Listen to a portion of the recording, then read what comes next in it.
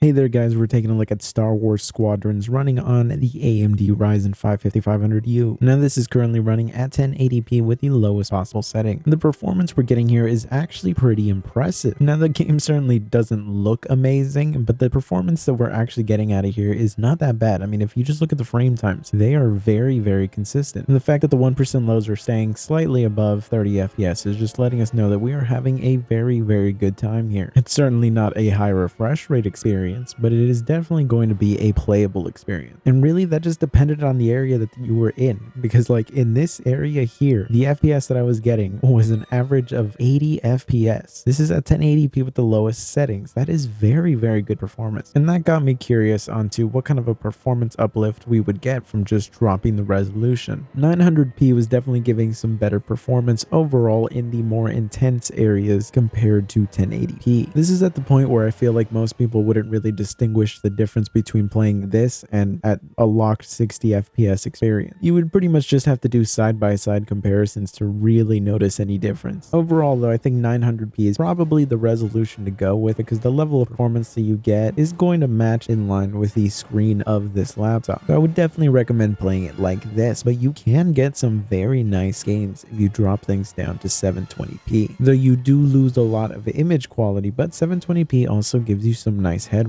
and I'll show you that right now. Now 720p actually provides a very consistent above 100 FPS average. Now the 1% lows do dip here and there depending on when enemies are loading in or if your teammates are loading in, but you are going to be able to play the game at a very smooth 100 FPS for most of the time. You will really only run into issues on occasion, and it's really not anything that's going to be detrimental to the actual gameplay. And what this really does is it actually gives us a lot of headroom for actually turning up the game setting. Here you can see it actually runs really well at the high settings in this game. Now it isn't the ultra settings, but it is the high settings, and it does a very good job of keeping a consistent 60 FPS average throughout most of the gaming experience. And that's kind of crazy, because if it performs this well at 720p on this chip, then this must play amazingly well on the Steam Deck with RDNA 2. It would not surprise me if you could actually get 144 Hz in this game at the lowest settings at 720p with the Steam Deck or any RDNA 2 based APU. So really I was just in general very impressed with how it performed on here, especially considering that this game would not even run on the i5-1135G7. It's one of those games that just does not work on that APU at all. And really that's just another justification for going with AMD over Intel, just because of the fact that their drivers are just not that great. But anyways, I hope you found this video useful. If you did, be sure to subscribe, and I will see you guys next time.